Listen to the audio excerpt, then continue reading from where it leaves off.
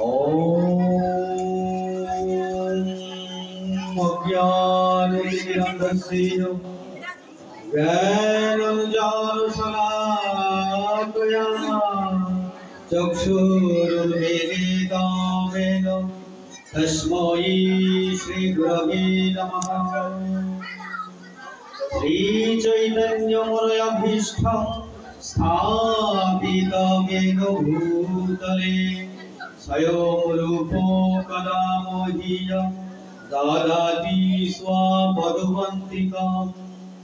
वन्देऽहं श्रीगुरो श्रीयुतपदकमलं श्रीगुरुन् वैष्णवांश्च श्रीरूपं साग्रजातं सहगणो रघुनाथान्वितं तं सजीवं सद्वैतं सद्भूतं परिजनो सहितं कृष्ण चैतन्य देवं श्री राधा कृष्ण पादं सहोगण ललिता श्री विशाखायां तंच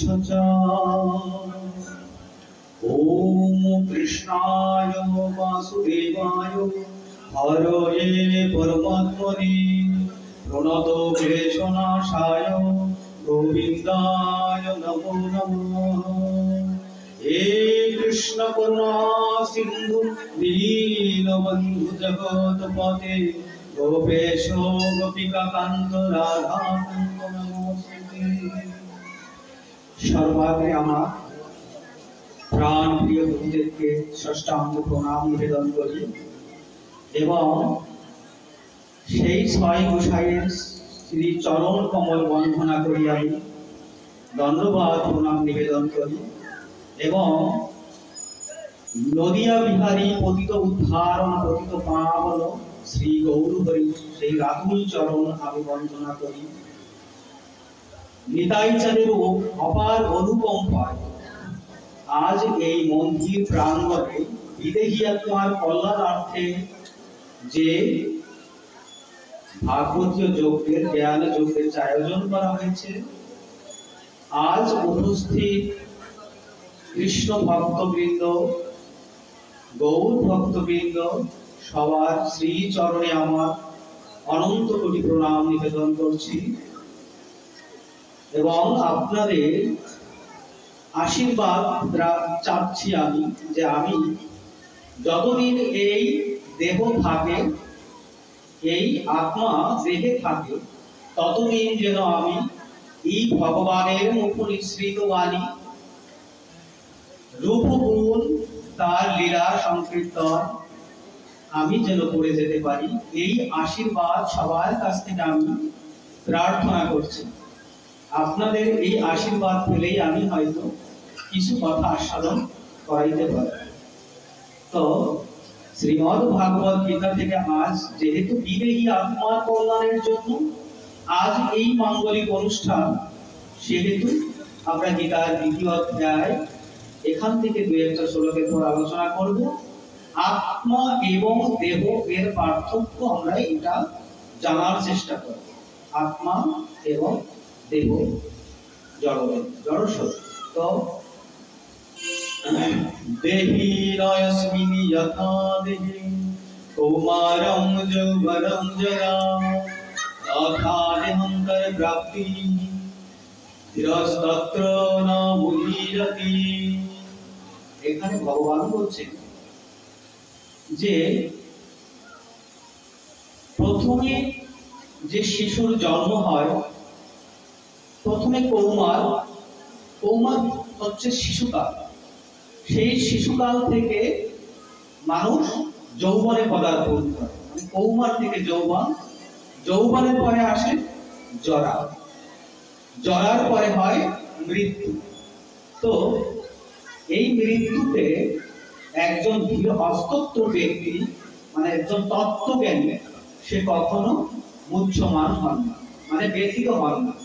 এই দেহান্তরে মানে দেহ থেকে আত্মার যে পরিবর্তন হয়, দেহ থেকে দেহর যে পরিবর্তন করে আত্মা, তাতে এই জ্ঞানী ব্যক্তি কখনোই দুঃখ পান না, এই ধীর তত্ত্বকে। ঠিক আছে, সেই কথাটাই এখানে বলা হচ্ছে। আবার আমরা এখানে আরেকটা কথা বলা হয়েছে, ইয়ান্তি দেবব্রতা দেবান পিতৃয়ান্তি পিতৃব্রতা ভূতানি ইয়ান্তি ভূতেজ্য ইয়ান্তি মাদাজিনো ইয়োপিমা। এখানে ভগবান আবার বলছেন নবম অধ্যায়ে 16-25-এ যে যারা আমার প্রার্থনা করে তারা কিন্তু আমাকেই প্রাপ্ত হবে, যারা আমার ভজনা করে। কিন্তু যারা দেবতার উপাসনা করে তারা কিন্তু দেবলোক প্রাপ্ত হবে। যারা পিতৃপুরুষের উপাসনা করে, পিতৃনিয়ান্তি পিতৃপোতা, যারা পিতৃপুরুষের উপাসনা করে তারা পিতৃলোক প্রাপ্ত হবে।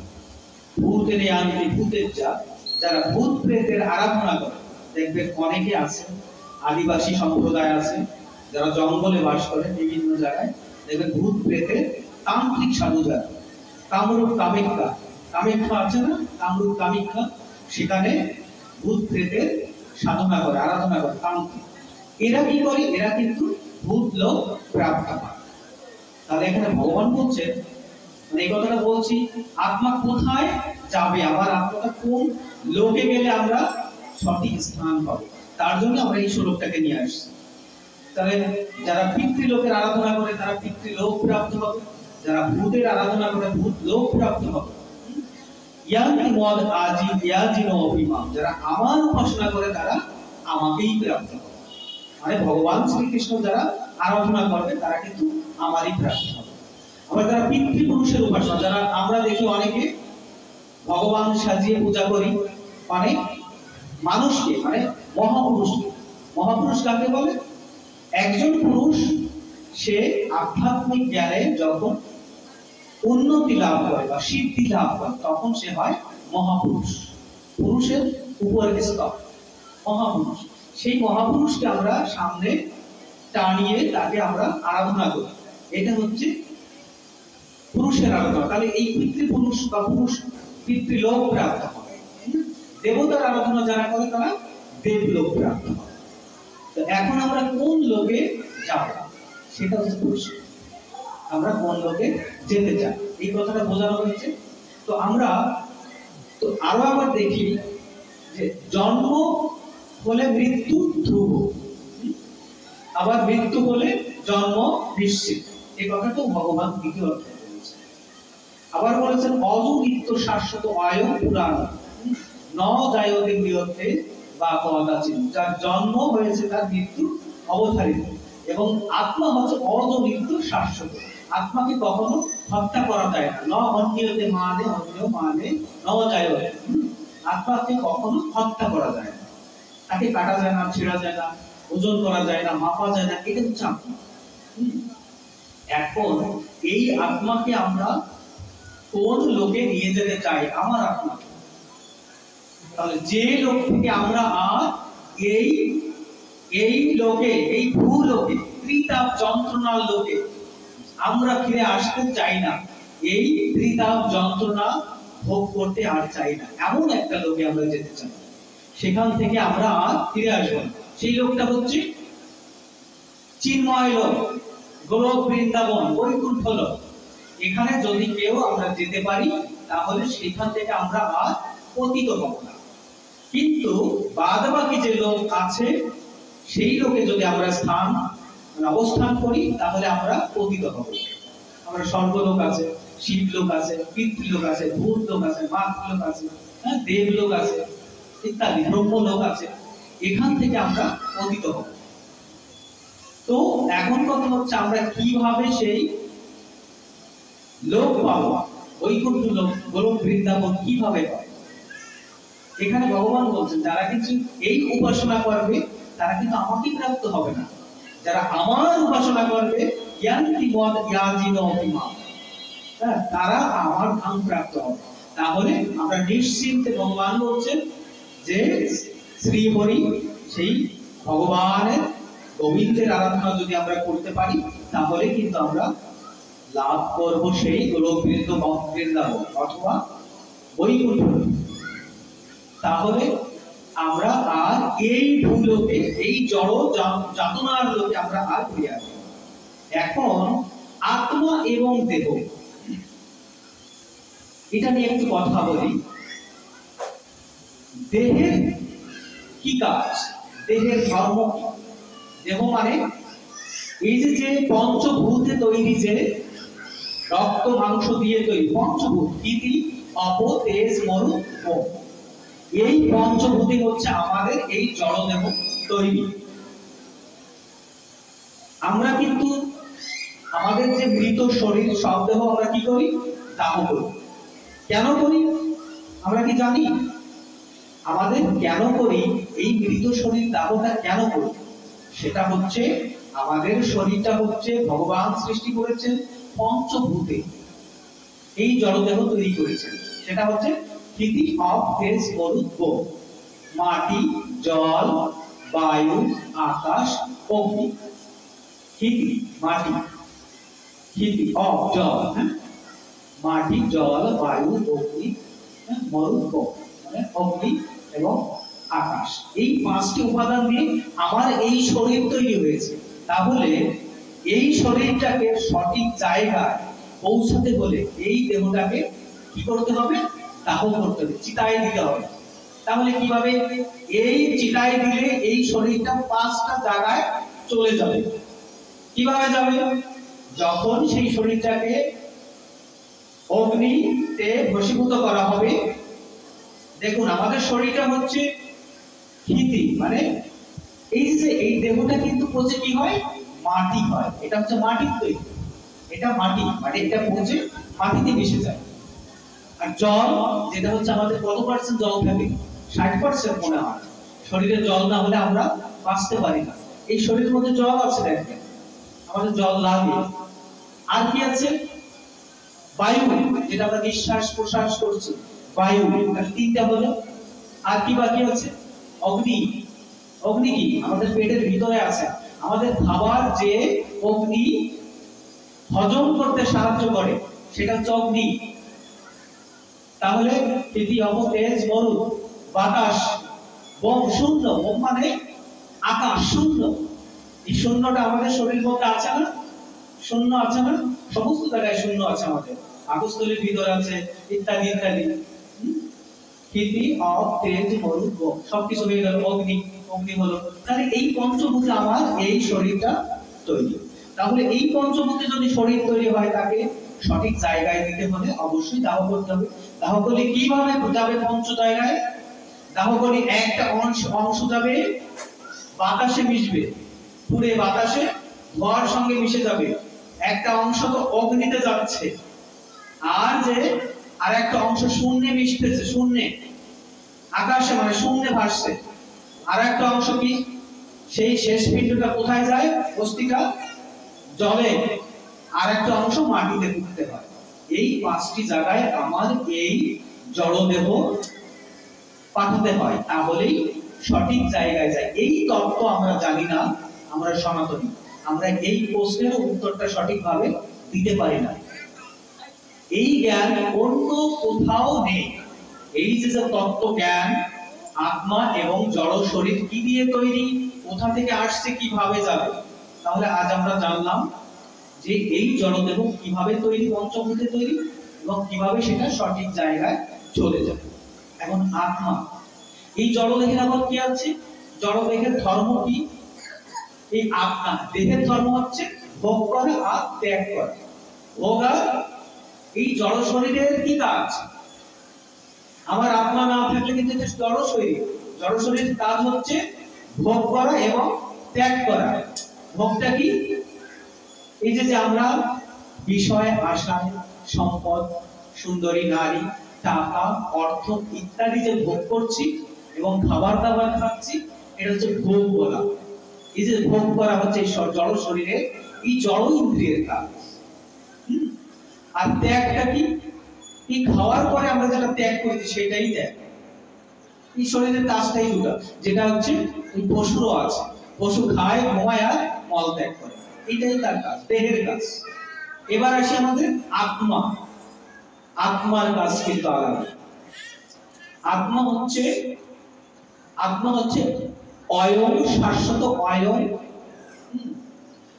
যার কোনো অজ নিত্য শাশ্বত অয়ং, সনাতন, যার কোনো বিনাশ নেই। ইনি হচ্ছে, এই আত্মা হচ্ছে ভগবানের অংশ।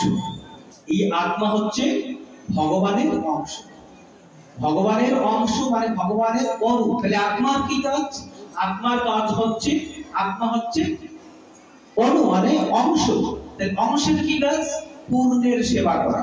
অংশের কাজ হচ্ছে পূর্ণের সেবা করা। পূর্ণকে, পূর্ণ হচ্ছে ভগবান গোবিন্দ, স্বয়ং সম্পূর্ণ।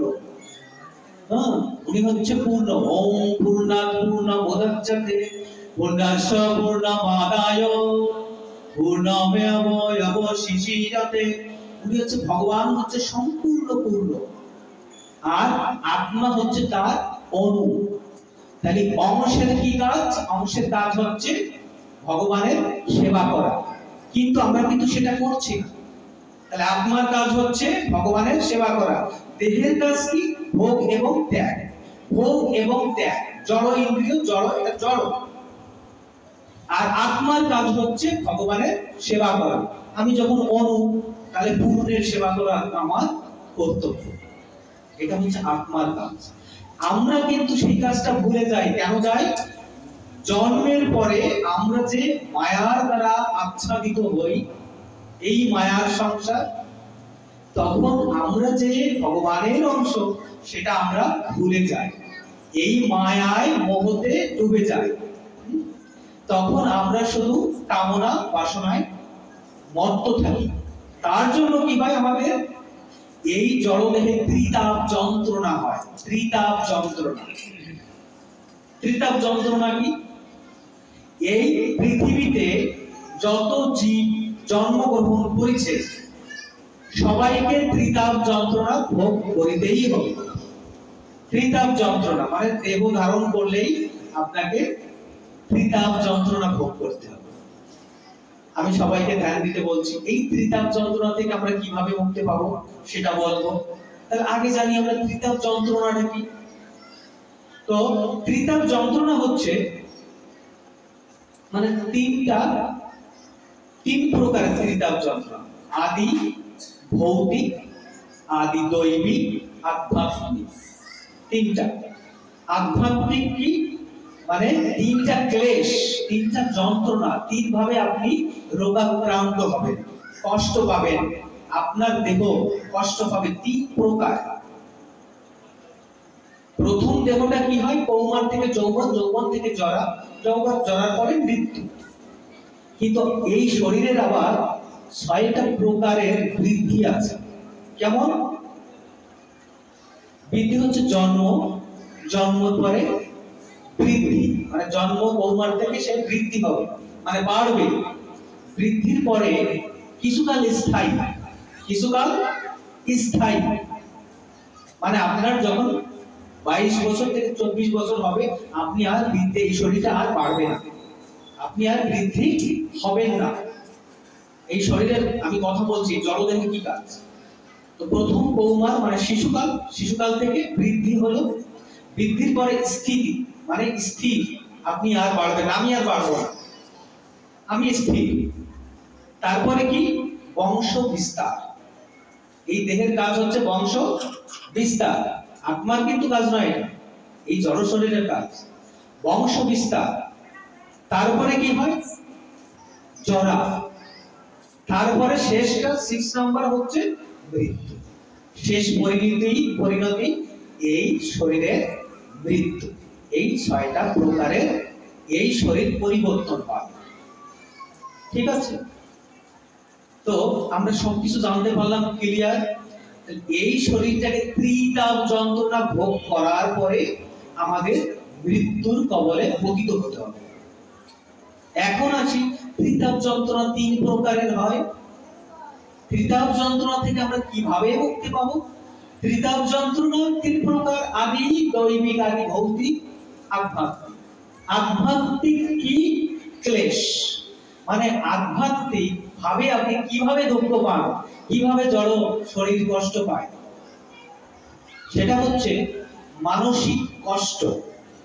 মানসিক দুঃখ, বিভিন্ন প্রকারের রোগ, প্রারব্ধ পাপ থেকে যে রোগ, ক্যান্সার ইত্যাদি, এটা আধ্যাত্মিক আপনাকে ভোগ করতে হবে। এটা আধ্যাত্মিক ক্লেশ, আদি দৈবিক ক্লেশ। এইবার আসি আদি দৈবিক ক্লেশ কি? আদি দৈবিক হচ্ছে, দৈবিক বোঝেন তো, মানে দেবতা থেকে প্রাপ্ত যে ক্লেশ, দেবতা থেকে প্রাপ্ত যে ক্লেশ, সেটাকে বলা হয় আদি দৈবিক ক্লেশ। এই দেবতা থেকে কি ক্লেশ হয়? দেবতা থেকে হয় ঘূর্ণিঝড়, ভূমিকম্প, ঠিক আছে, প্রাকৃতিক দুর্যোগ, সুনামি, এটা হচ্ছে আদি দৈবিক ক্লেশ। ত্রিতাপ যন্ত্রণা, আদি দৈবিক যন্ত্রণা। তাহলে দুইটা পেলাম। এরপরে থাকছে আদি ভৌতিক। আদি ভৌতিক ক্লেশ আমরা ভোগ করি কিভাবে? আদি ভৌতিক ক্লেশ হচ্ছে সাপের থেকে কামড়, পোকা মাকড় থেকে কামড়। এই কামড় থেকে যে যন্ত্রণা আমরা পাই, সেটা হচ্ছে আদি ভৌতিক ক্লেশ। তো আপনার এই জড়দেহ 3 প্রকার ক্লেশ ভোগ করতে হবে এই পৃথিবীতে জন্মগ্রহণ করলে। যেই করবে, পোকা থেকে মাকড় থেকে শুরু করে যত জীব পৃথিবীতে আছে, যত প্রাণী, সবাইকে এই ত্রিতাপ যন্ত্রণা ভোগ করতেই হবে, ঠিক আছে? এটা হচ্ছে কর্মফল। কর্মফল, আপনি যে কর্ম করেছিলেন সেই কর্মের ফল এখানেই ভোগ করছেন। যদি ভালো কর্ম থাকে সামান্য ক্লেশ ভোগ করতে হবে, যদি খারাপ কর্ম থাকে তাহলে আপনাকে অজস্র কষ্ট আপনাকে ভোগ করতে হবে, ঠিক আছে? তো এখন যিনি দেহ রেখে মৃত্যুবরণ করেছেন, মানে তারা কয়েক বছর আগে কোনো একটা লোকে অবস্থান করছেন। আমরা জানি না সেই মৃত আত্মা, বিদেহী আত্মা কোন লোকে আছে, আমরা কিন্তু জানি না। তো তার কল্যাণার্থে আজকে এই মাঙ্গলিক অনুষ্ঠান। প্রশ্ন হচ্ছে, এই মাঙ্গলিক অনুষ্ঠানে এই বিদেহী আত্মার কিভাবে কল্যাণ সাধন হয় সেটা আমি পরে বলবো, পরে যাব।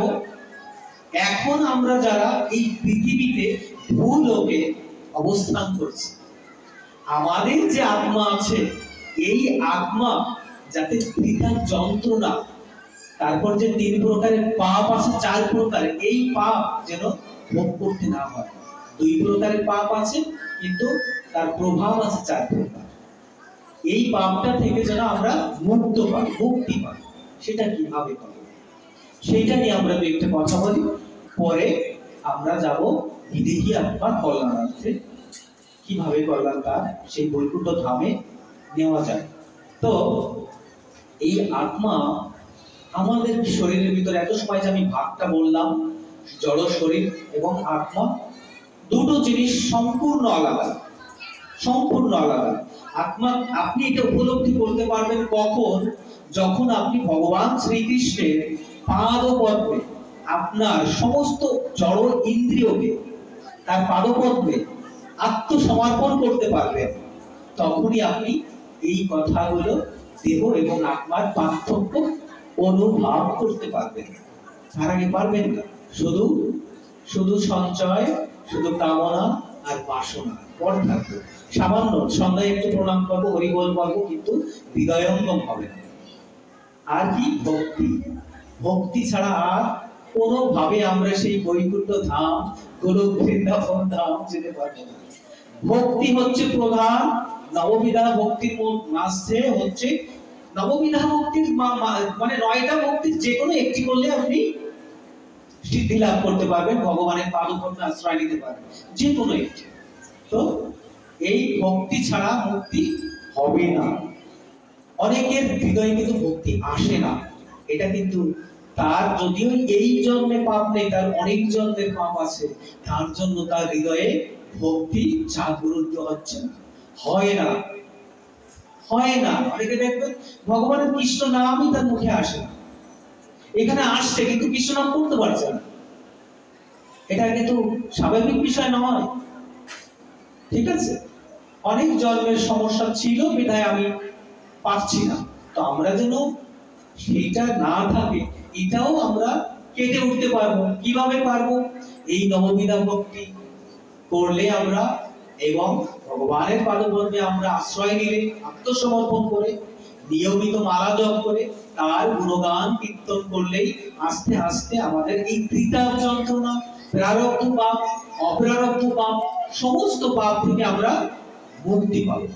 এবং তখনই আমাদের হৃদয়ে ভক্তি জাগরিত হবে। আমি একটা আসলে বলছিলাম, ভক্তি কি? ভক্তি কিন্তু যে কেউর কাছ থেকে পাওয়া যায় না। ভগবান ভক্তি জিনিসটা কাউকেই দেয় না। উনি ভক্তি ছাড়া ভক্তি এবং মুক্তি, এই দুইটা জিনিস দান করেন অতি সহজে। কোন ভক্ত যখন ভগবানের পাদপদ্মে নিজেকে সমর্পণ করেন, তার সমস্ত ইন্দ্রিয় যখন নিজে বশীভূত করতে পারেন ভগবানের সেবায়, তখন তিনি হন গোস্বামী। গোস্বামী কাকে বলে? আমার এই পণ, আমার যে ষড়রিপু, আমার যে ইন্দ্রিয়, ইন্দ্রিয় বিষয়, একাদশ ইন্দ্রিয়, সমস্ত ইন্দ্রিয় যখন ভগবানের সেবায় নিয়োজিত হবে, তখনই আমি হব গোস্বামী। এটা হচ্ছে নিয়ম, ঠিক আছে? মানে যিনি তার ইন্দ্রিয়কে বশীভূত করতে পারে তিনি হচ্ছেন গোস্বামী। আর যিনি হচ্ছে ইন্দ্রিয়কে বশীভূত করতে পারে না, মানে আমরা, তাকে বলা হয় গোদাস। গোদাস মানে ইন্দ্রিয়ের দাস। এই ইন্দ্রিয়ের দাস হচ্ছে আমরা। মানে আমার এই জড়দেহ যা চায় আমি সেইটাই চাই। জড়দেহ যখন কামনা বাসনা চায় আমি তাই করি। জড়দেহ যখন মিষ্টি খেতে ইচ্ছে করে আমি তাই করি। জড় যখন ভোগ করতে ইচ্ছা করে আমি সেটাই করি। আমি এই জড়দেহের সাথে চলছি, আমাকে চালনা করছে, কিন্তু না, আমাকে এই জড়দেহ চালাইতে পারবে না। এই একাদশ ইন্দ্রিয় আমাকে চালাইতে পারবে না। আমি ওই একাদশ ইন্দ্রিয়কে বশীভূত করবো। আমি যেটা বলবো সেই একাদশ ইন্দ্রিয় সেটাই করতে হবে, তাহলেই আপনার এই একাদশ ইন্দ্রিয় বশীভূত হবে। ঠিক আছে? তাহলে আপনি সেই সিদ্ধি লাভ অতি সহজে করতে পারবেন। তো আত্মার কথায় আসছিলাম যে আত্মা কিভাবে, আমরা দেহ গেল এবং আত্মা দেখেন, দেহকে, শরীরের আমরা কি করি? শরীরটাকে আমরা অনেক সুন্দর সুন্দর খাবার দিই না? সেই খাবারটা কে খায়? আত্মা খায় না জড়দেহ খায়? বলে? হ্যাঁ, আমরা যে খাবার খাই এটা কে খায়? আত্মা খায় না। না না, আত্মা কখনো খায় না। আত্মার কোনো কিছুই প্রয়োজন নেই। ঠিক আছে? আত্মাকে কাটা যায় না, ছোঁয়া যায় না, পোড়ানো যায় না। অজনিত্য শাশ্বত, অয়ং পুরানো না অন্যতে অন্য মানে শরীরে, তাকে কখনো হত্যা করা যায় না। সে শুধু এক শরীর থেকে আরেক শরীরে যায়। তো আমাদের এই খাবারটা খায় আমার এই জড় দেহ, এই একাদশ ইন্দ্রিয় ভোগ করে এই খাবার। আর আত্মার খাবার কি? আত্মা কে ছিল? আমরা কোথায় ছিলাম? আত্মা হচ্ছে ভগবানের অংশ, অণু। তাহলে আপনি আমার শরীরের খাবার দিচ্ছেন, কিন্তু আত্মার খাবার দিচ্ছেন না। আত্মা কোথা থেকে আসছে? ভগবানের কাছ থেকে আসছে, ভগবানের অংশ। তাহলে আত্মা কি খাবে? হরে কৃষ্ণ কৃষ্ণ কৃষ্ণ হরে হরে, হরে রাম রাম রাম রাম হরে হরে। এই হচ্ছে আত্মার খাবার।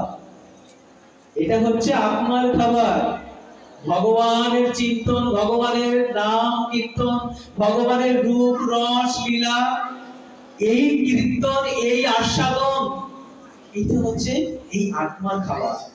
আত্মাকে যখন আপনি এই খাবার দিবেন না, তখন আপনার এই আত্মাটাও আপনার ওই জড় ইন্দ্রিয়ের সাথে সাথে নাচবে। সে তো আর এই খাবার পাচ্ছে না, তখন সে ওই ভোগ বিলাসে ও মত্ত হবে। ঠিক আছে? আত্মাও আপনার ওই ভোগ বিলাসে মত্ত হবে। তো এখন কথা হচ্ছে, আমার এই আত্মা কেন মত্ত হচ্ছে? আপনি যখন সেই ভগবানের কাছ থেকে আমার আত্মা চলে আসছে, সেই আত্মাকে আর সেই সংকীর্তন আমি দিচ্ছি না। গীতার বাণী, ভাগবত, ভগবত, এই সব বাণী সে শুনতে পারছে না, এই নাম গুণগান কীর্তন সে করছে না। এইটা আমাদের যে সন্তানরা আছে এদের অতি দ্রুত গুরু দীক্ষার মাধ্যমে তাদের দীক্ষা দিন, এবং যাদের সময় হয়েছে এদের এই আমাদের সনাতন ধর্মের শিক্ষা দিন। এই হরে কৃষ্ণ মহামন্ত্র নিত্য জপ করুন। ভগবান এই যে কৃষ্ণ ভাবামৃত এইটা যেন তারা আস্বাদন করে, তাহলেই এই ছোট থেকেই এই আত্মার খাবার যখন পাবে তখন এই আত্মা আর ওই জড়দেহের খাবার চাইবে না। ঠিক আছে? তো এখন এই আত্মা মৃত্যুর পরে কি হয়? আত্মার দুইটা গতি হয় মৃত্যুর পরে। কি কি গতি হয় আমরা সেটা নিয়ে আলোচনা করব। দুই প্রকার গতি হয়, সেটা হচ্ছে আত্মার মৃত্যুর পর দুই প্রকারের গতি হয়। প্রথম নাম্বার 1, যে আত্মা ভগবানের পাদপদ্মে, গোবিন্দের পাদপদ্মে আশ্রয় গ্রহণ করেছেন, এই ভগবত ভক্ত নাম গুণগান কীর্তন করছেন, সৎ সঙ্গ করছেন, সাধু সঙ্গ করছেন, এই আত্মার যখন মৃত্যু হয় তখন এই আত্মা কি হয়? সরাসরি আত্মাকে আর সেই যমরাজ নিতে আসে না। কণ্ঠে তুলসীর মালা, মুখে কৃষ্ণ নাম, বদনে কৃষ্ণ নাম, শ্রবণে কৃষ্ণ নাম, তাকে কখনো যমরাজ নিতে আসে না। তাকে আসে সেই বৃন্দাবন ধাম, বিষ্ণু লোক থেকে বিষ্ণু দূত আসে, তারা এসে সযত্ন সহকারে তাকে নিয়ে যায়। এই আত্মা তখন চিন্ময় জগৎ লাভ করে, অন্য কোন জগৎ না। ব্রহ্মণ ভুবন লোক পর্যন্ত সমস্ত কিছুই পরিবর্তনশীল, মানে ব্রহ্মা যেখানে আছে সেই পর্যন্ত মৃত্যু হয়, পরিবর্তনশীল, মানে তাদের মৃত্যু হয়। দেবতাদের আয়ু হচ্ছে ৩৬,০০০ বছর, দেবতাদের আয়ু মাত্র ৩৬,০০০ বছর। ৩৬,০০০ বছর পরে দেবতাদের মৃত্যু হয়, আবার নতুন ইন্দ্রিয় হয়। আছে না, এই যে কি রাজা, আমাদের দেবতাদের রাজার নাম কি? ইন্দ্রদেব। নতুন ইন্দ্রিয় হয়, ইন্দ্র। সেই যেখানে যে সিংহাসন প্রাপ্ত হয় তিনি ইন্দ্রদেব। আপনিও হতে পারেন ইন্দ্রদেব, আপনার যদি সেই ক্ষমতা থাকে, কাজ থাকে। তা আমরা দেবতা হতে চাই না, আমরা কি চাই? চিন্ময় জগতে সেই নিত্য ধামে যেতে চাই, যেখান থেকে আমাদের আর মৃত্যু হবে না। ওখানে গেলে আমাদের আর মৃত্যু নেই, পতিত হব না, সারাক্ষণ সেই অমৃত সাগরে ভগবানের নাম সংকীর্তন করতে থাকবে। কিন্তু ব্রহ্মলোক পর্যন্ত অমৃত মানে আব্রহ্ম ভুবন লোক পরিবর্তনশীল। ব্রহ্মার আয়ু আছে কত? 100 বছর। ব্রহ্মার আয়ু 100 বছর, তিনিও মারা যান, আবার নতুন ব্রহ্মা জন্ম হয়। এই জগৎ কতবার লয় হয়েছে, আবার সৃষ্টি হয়েছে।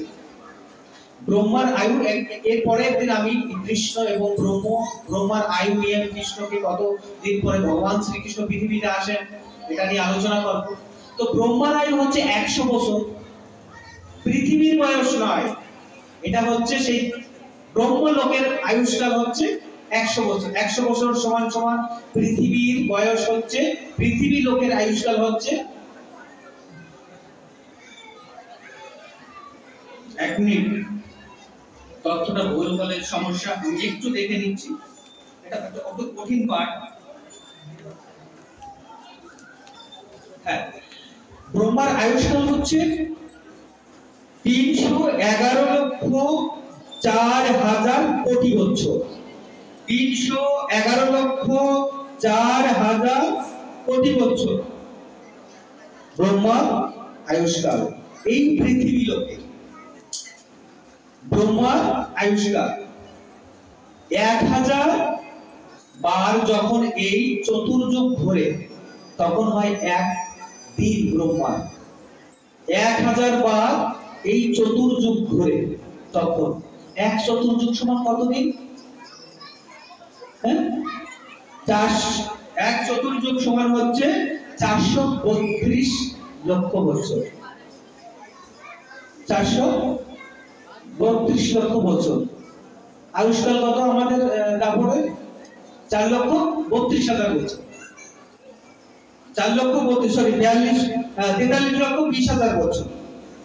ব্রহ্মার একদিন সমান 43 লক্ষ 20,000 বছর। দাপরের আয়ুষ্কাল হচ্ছে সত্যযুগের 17,64,000 বছর। ত্রেতার আয়ুষ্কাল 12,96,000 বছর। সত্য, ত্রেতা, দাপরের আয়ুষ্কাল হচ্ছে 8,96,000 বছর। আর আমাদের কলির আয়ুষ্কাল হচ্ছে 5,32,000 বছর। ঠিক আছে তো? আমার ভুল বলে ফেললাম?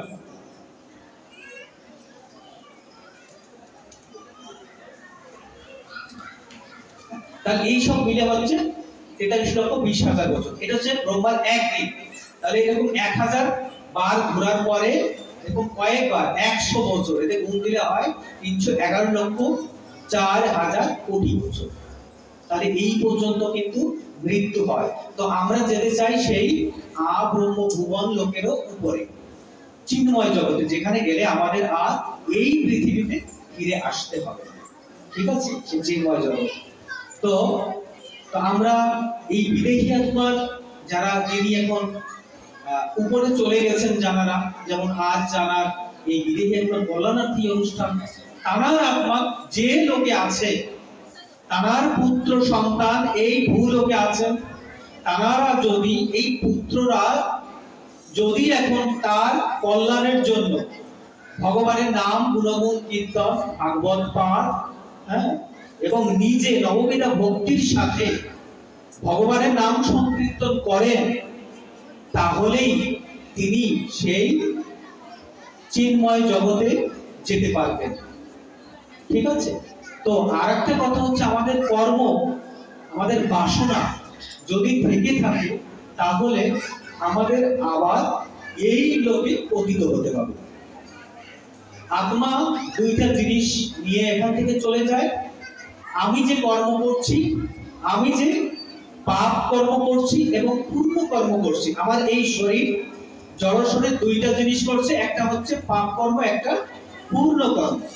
তো এই যে দুটো জিনিস, এই দুইটা জিনিস কামনা এবং বাসনা, এই দুটো জিনিস এই আত্মা বহন করে নিয়ে যায়। কামনা এবং বাসনা। আপনি যে কামনা আছে, আপনার কামনা কি? আমার যদি এই থাকতো, আমার যদি গাড়ি থাকতো, আমার যদি আরো অনেক টাকা থাকতো, কামনা। হ্যাঁ, বাসনাও তাই। কামনা বাসনা আর কি? আপনার পূর্ণ, কিছু পূর্ণ নিয়ে যায়। কামনা বাসনা পাপের সাথে জড়িত। তাহলে এইটা নেওয়ার ফলে প্রথমে যায় যমরাজের কাছে, যারা এই কামনা বাসনা নিয়ে যায়। আর যারা কামনা বাসনা শূন্য হয়ে যায়, তারা সরাসরি সেই বৈকুণ্ঠ লোক, গোলক বৃন্দাবন, দুটো একটা। এখন কথা হচ্ছে, আমরা যারা কামনা বাসনা নিয়ে যাচ্ছি, তারা উপরে যাওয়ার পরে আমাদের ওই দুধ যেমন জ্বালানোর পরে মাখন তৈরি হয়, এইভাবে আমাদের ওখানে তৈরি করা হয় যন্ত্রণা দিয়ে। যে পাপগুলো করা হয়েছে, সেই পাপগুলোকে পুড়িয়ে কষ্ট দিয়ে সারফার করা হয়, ওখানে ভোগ করতে হয়, পাপ ভোগ করতে হয়। করার পরে যে পূর্ণটুকু থাকে, যে পূর্ণটুকু আপনার সঞ্চিত আছে, ওই পূর্ণর জন্য আপনাকে কোনো একটা গ্রহলোকে কিছু কালের জন্য সুখ ভোগ করার জন্য বসবাস করতে হবে, কোনো একটা সূক্ষ্ম দেহ ধারণ করতে হবে। সেখানেও আপনি কিছু কাল সুখ ভোগ করবেন, কিছু কাল আনন্দে থাকবেন। সুখ, আপনি যে সুখগুলো চেয়েছিলেন স্বর্গে, সেই সুখ ভোগ করবেন আপনি। হ্যাঁ, সেই সুখ ভোগ করার পরে আবার যে আপনার বাসনাগুলো ছিল, আপনার এখান থেকে যে পাপ কর্ম ছিল, তার জন্য এই ভূলোকে আবার সেই ত্রিতাপ যন্ত্রণার জন্য ফিরে আসতে হবে। ঠিক আছে? অতএব আমাদের সময়ও কম। এই ত্রিতাপ যন্ত্রণা যেন আমরা আর ভোগ না করি, তাহলে আমরা সেই চিন্ময় জগতে যেন যেতে পারি, গোলক বৃন্দাবনে যেতে পারি, বৈকুণ্ঠ লোকে যেতে পারি, সেই কাজটাই আমরা করব। আজ থেকে আমরা নিয়মিত মালা জপ করব, ভগবানের পাদ ও পদ্মে আশ্রয় নিব, হ্যাঁ, নববিধা ভক্তি করব, নিজের যে একাদশ ইন্দ্রিয় আছে তাকে কন্ট্রোল করব, ভগবানের সেবায় নিয়োজিত করব, তাহলেই কিন্তু আমরা এই পাপ থেকে বা এই বাসনা থেকে মুক্ত হব। ঠিক আছে? তো এই হচ্ছে এই পর্যন্ত আজ। আর বিদেহী আত্মার কল্যাণ হবে সেই জন্য যে তার পুত্র সন্তানরা যদি নিয়মিত তার মৃত বিদেহী আত্মার উপলক্ষে এই ভাগবতীয় যজ্ঞ করা হয় এবং নিজেরাও ধার্মিক হয়, হৃদয়ে ভক্তি হয়, তাহলেই আমার পিতা সেই বৈকুণ্ঠ লোক প্রাপ্ত হবে, তাকে আর এই দেহে এখানে আর ফিরে আসতে হবে না, পুত্ররাও তার সঞ্চিত পাপ দূর করতে পারবে। তো আজ আমার এই আস্বাদন এখানে বিশ্রাম করতে চাচ্ছি।